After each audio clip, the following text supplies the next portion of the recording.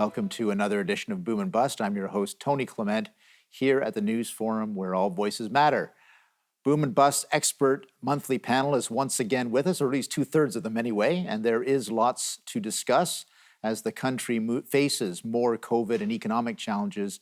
I'm pleased to welcome back Sandra Pupatello, who is the former Ontario Trade Minister, and Gary Marr, who is a former Alberta Cabinet Minister and now head of the Canada West Foundation. Welcome back to both of you. Thank you. Thank you, Tony. So maybe, Sandra, start with you. It seems like Canada is again being buffeted by both extreme weather at both coasts, I'd have to say. Plus, we've got this Omicron variant scare. We're all learning the Greek alphabet again as we go through all the variants. How do you think all of this will affect our economic picture? Well, I do think it's affecting us now.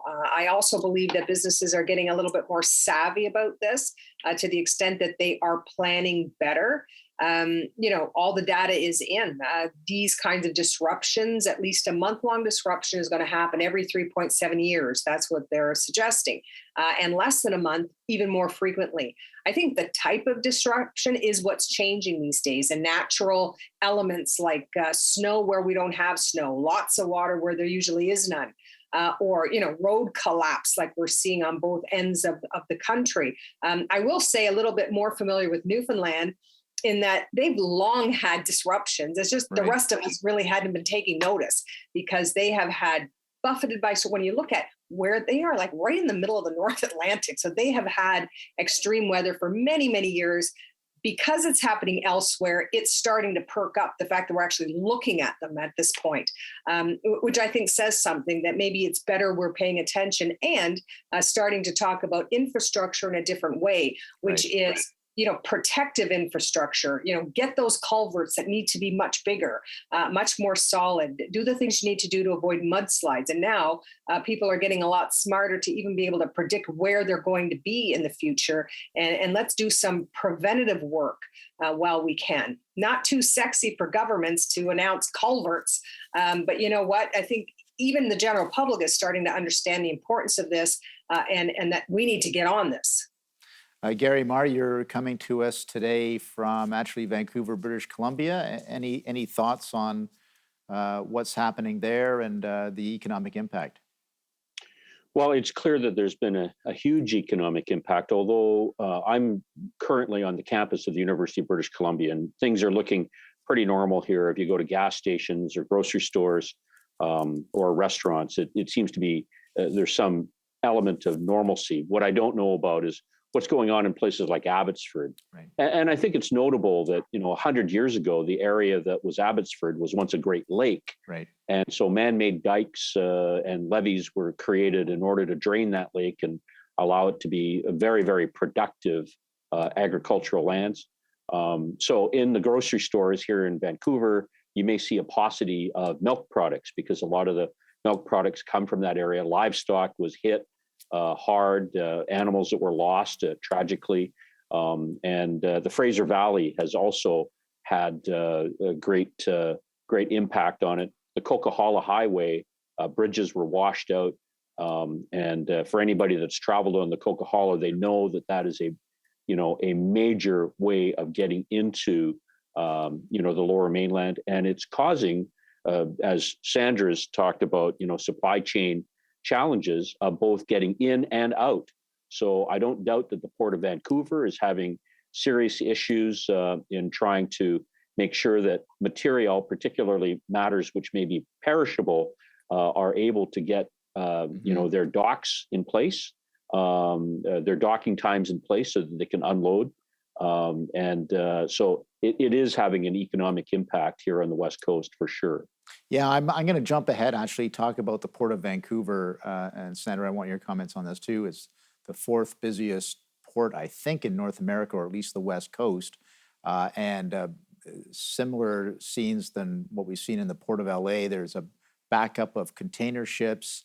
And now with the added challenge of the flooding and the highway collapses, clearly we're in a situation where there's not going to be a lot of relief soon. And that, by the way, before we get to the question, that means that the containers are not emptying and they're not coming back to Asia. So there's a shortage of containers in Asia as a result of all of this backup on the ports. So we're going to take a brief break. Then I'd love to hear Sandra's comments on the supply chain issues.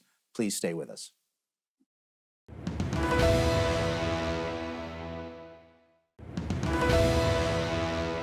Sandra, I posed a long question. Now you've got full reign here on supply chain issues, Port of Vancouver. Tell us what you're thinking. Well, I am thinking that the three of us actually were all in cabinet or in government elected when we had 9/11. And it was probably the first time that governments had to think about redundancy and what would happen when our major bridge to the US, which is in Windsor, my hometown, was shut down, both the tunnel and the bridge.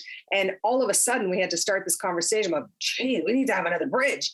And we're building that bridge now. It's taken years, of course, these big infrastructure projects do. But when we think of why we need redundancy, the reasons have changed, but redundancy still is a need.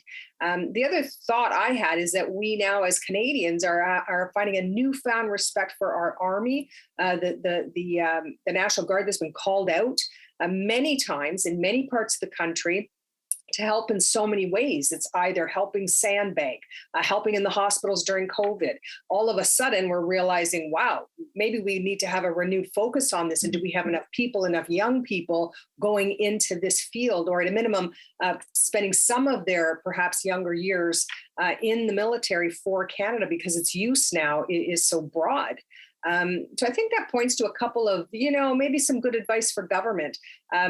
Focus on redundancy where it's going to matter, and look at our infrastructure for logistics in a whole different way. Some of the work, Tony, you and I are doing with help, of course, from Gary on Reshoring Canada is talking about exactly that. That is there a time to have a new look at logistics, how things are coming into Canada, how things are leaving. There's no doubt this heavy, high crisis is going to ease, but it's not going to go away. The reasons for it will simply change. And that means we're forever going to have to be looking at redundancy and better ways to find a logistical system that works for Canadian business and people. Before we move on, I recall as part of our efforts on Reshoring Canada, you did have a conversation with someone who had been associated or is associated with Port of Vancouver. Is that relevant to this discussion as well? Well, it is in that, for most of it, look, I live in the most southerly point in the country, and it's right in the middle of the Americas, right? So I'm not a port girl, other than the Windsor Port Authority, which is on the interlake system, very different from the oceanic ports. I didn't know that the travel that a ship will make to get to the LA port is to pass right by the Port of Vancouver. So I started wondering, well, if they're stuck out there in the ocean for weeks on end, why aren't they just coming into the Port of Vancouver? And then it starts the conversation about, well, what does it do when it got there? Assuming there was room for it to come in, then what do you do? How do you get the bulk of the cargo into the US where the lion's share is destined? So what about road, rail? Is there a renewed interest in rail?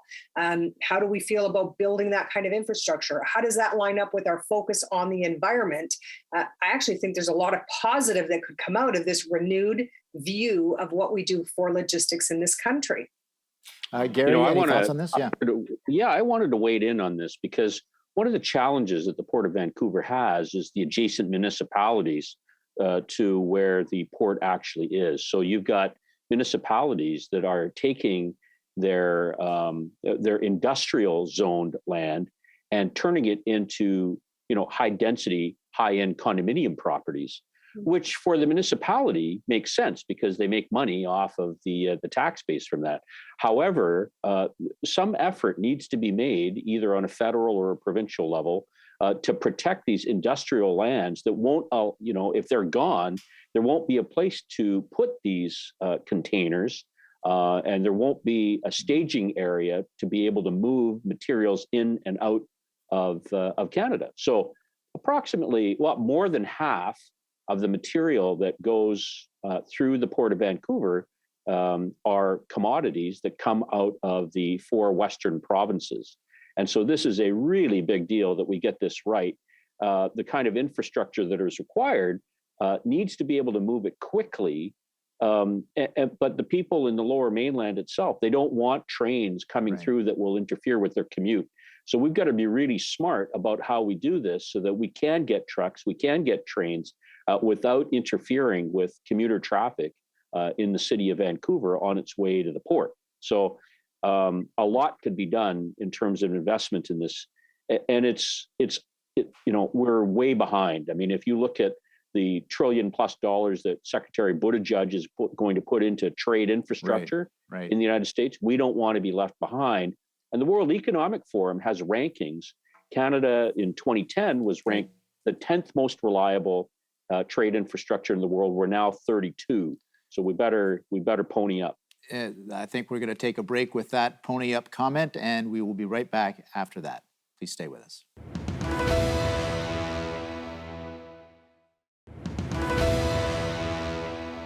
And we're back here at Boom and Bust with our monthly panel. Absent Joe Oliver, we have Sandra Pupatello, former Ontario Trade Minister, and Mr. Gary Marr, former Alberta Cabinet Minister, now head of the Canada West Foundation. I'm going to switch gears here talk a little bit about inflation pressures. It seems to be a growing issue. Lots of talk about cost of living, cost of food, cost of energy. What's your take on what's playing out here? Sandra Pupatello, you first. Well, I think the big focus really has been on housing and housing prices. And, it was the same when I was young. It's just exacerbated now. I've never seen anything like the housing crisis that we see in Windsor with housing prices in my hometown. You kind of got used to it with Toronto. You hear all the stories about this, multiplying every other year. It's double the value. Interestingly, at least 3/4 of the population really enjoys the fact that their homes are now valued so highly. The challenge is how you get young people into the market. So it's a very tricky response politically, because you don't want to tick off 3/4 of the people that suddenly are sitting in $1 million homes. On the other hand, how do you help young people? And I think this government is really sitting in the sweet spot of that, of talking about what you do about down payments, how you help with the CMHC agency role, how you protect buyers from, some unscrupulous realtors, of which is probably a small percentage, but the stories are horrific about how, these blind auctions, you don't even know who you're up against and you end up paying more than you ought to. So I'm feeling for the governments who are trying to sort out inflation, because it costs government too when prices go up. The government is a huge buyer at every level, and governments don't want inflation any more than people do. But it is a real challenge because, frankly, this is a global phenomenon, not just something that's happening in Canada. Unlike previous years where we watched inflation in Brazil, Argentina, and it was very localized because of local activity and behavior, Canada is suffering from what the Western world, frankly, is dealing with right now. Gary Marr, are governments doing enough about cost of living issues and inflation? Well, I really would want to focus on energy. And I think that there's going to be energy poverty in some parts of the country this coming winter. I mean, if we look at the Henry Hub price for natural gas, it's about $6.50 the last time I checked. I mean, and it's not even that cold yet in the United States. It's plausible to see how we could see gas go to $10 or even $12 an MCF. And this is part of the debate that the Bank of Canada is having. Is this inflationary trend transitory, or is it more structural? And I think if Joe Oliver were here, he would say it's probably more structural than it is merely transitory. I think that housing is an interesting one. It's a challenging one. And, governments can do what they want, but really it's the bank of mom and dad that is preparing younger people to be able to enter into the housing market. But, there are young people that don't have that opportunity. And I think that this is a real challenge. I think it's worth noting that in some ways, you can have affordable housing, or you can focus on the environment, but it's very difficult to do both at the same time. There is some trade-off between the two, kind of like the classic economic decision about guns or butter. Can we have, large or even medium-sized suburban houses that sprawl into larger areas, or will we protect the environment from that kind of expansion? And in Europe, of course, the number of people that own houses in Canada is much higher than the percentage that you'll see in Europe. Renting is a much more favored option in terms of where and how people live. But our government policy should look at the ways that have really tilted the equation in favor of home ownership as opposed to renting. And that would be a legitimate public policy issue for the federal government to look at.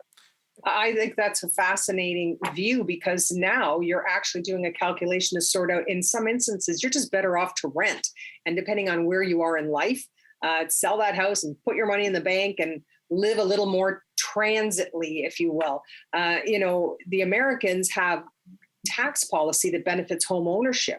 And that was, I think, in an era where building houses and having massive builds everywhere was a driver in the economy. I don't know what percentage of our GDP is driven by people building homes and then buying furniture and all of the raw materials we require.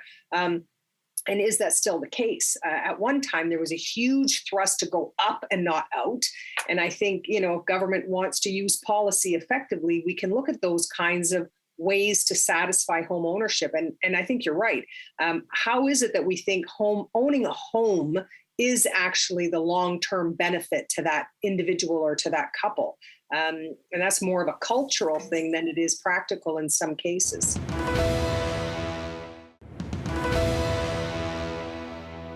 Welcome back to Boom and Bust. Our panel is with us again. We're talking about all sorts of issues that are affecting the Canadian economy. Here with us are Sandra Pupatello, former Ontario Trade Minister, and Gary Marr, former Alberta Cabinet Minister and now head of the Canada West Foundation. Sandra, Canada-US, never, this as a Windsorite, never far from the top of the political agenda. Now we've got lumber tariffs yet again. I think round 6 of the softwood lumber debate. And of course, we had the Three Amigos Summit just a few weeks ago, talking about electric vehicle production and whether that's in the US or Canada. A lot of trade irritants right now. What's your perspective on it? Well, it seems to me that it used to be, when we were going into these kinds of meetings like the Three Amigos, everybody planned in advance to say, what's the good thing that's going to come out of this, so that we know we're going to have this meeting and be able to show, here are the things that we're agreeing to. I didn't get that sense this time. And frankly, I'm getting a bit annoyed with the US, because I was so hopeful. Here we've got the Democrats in office. They were so anti the Trump behavior, which, thankfully would have been in our best interest to move away from some of the things that last administration was doing. And here we are months in, and we're still sitting on some of them, and we're adding some new ones. The Buy America, the EV tax credit, which is a real frustration for us to watch after we just signed a new NAFTA agreement, and now they're going to give special favor to cars built in America. I mean, that's just not on. And if they knew the industry, they would know how difficult that is, and difficult for their own American companies. That's what's so frustrating, is that if they walk through who are they hurting, they're goring their own ox. So I don't know how else to say that. I wish they were smarter about it. Gary Marr, you were a former Alberta agent in Washington, D.C., so you know about what goes on the Hill. What's your perspective on all this? Well, let me back up just for a second to speak on behalf of someone who's not here, and that's the Honorable Joe Oliver, because I have a distinct recollection sometime back in January, in and around the time of the inauguration of the president on the 20th of January. He said a lot of Canadians have been very supportive of Mr. Biden becoming president, and things are going to get better. Mm. He would say today, "I told you so." He would, yes, for sure. But every time we criticized, he'd say, but there was always an excuse for why, right? When I would show him graphs of the massive debt that the Conservatives racked up. He's not even here, and Joe Oliver is haunting us. Gary, you continue with your. However, but I would say though, Gary, you've got to put this in context. So, what is America suffering right now? But for this pandemic that's gone on and on, affected America much more so even than Canada. He's getting pushed back to the wall here on a number of things where he assumed things would be getting better by now. So now I think they're just trying to pull everything out of their black hat to figure out what's going to help their economy. And unfortunately, whether Canada or Mexico is impacted is irrelevant to them. Yeah. which is really unfortunate. Gary's got the floor for the last minute of the show here. So what I would say is that, for those that haven't read the White House readout of the Three Amigos Summit, there's some 50 plus action items, but very little of it will amount to a hill of beans, frankly. And with respect to the bilat that took place between the president and the prime minister of Canada, I mean, there was precious little that talked about anything other than EVs, which I acknowledge is a serious issue for the auto parts industry in Ontario. But there was very little that was discussed on country of origin labeling and how that will affect agricultural exports to and from the United States. There was no real discussion about what they're going to do with softwood lumber. In fact, it seemed like a real smack in the face that about 2 days after the bilateral was done, that the Department of Commerce put on these new tariffs. Those tariffs might drop later on, depending on what happens with the price of lumber, but nonetheless, it doesn't seem like there was much attention paid to the trade irritants, right, as Tony described them, in terms of resolving them. And hopefully, in the fullness of time, when the panic that Sandra, you described about, happening, we'll be able to get to dealing with those trade irritants in a rational way. In the fullness of time, we'll have the panel back next year, early January, but still lots to discuss that, I'm sure. But thank you for your time today. Thank you, Tony. Thanks, Tony.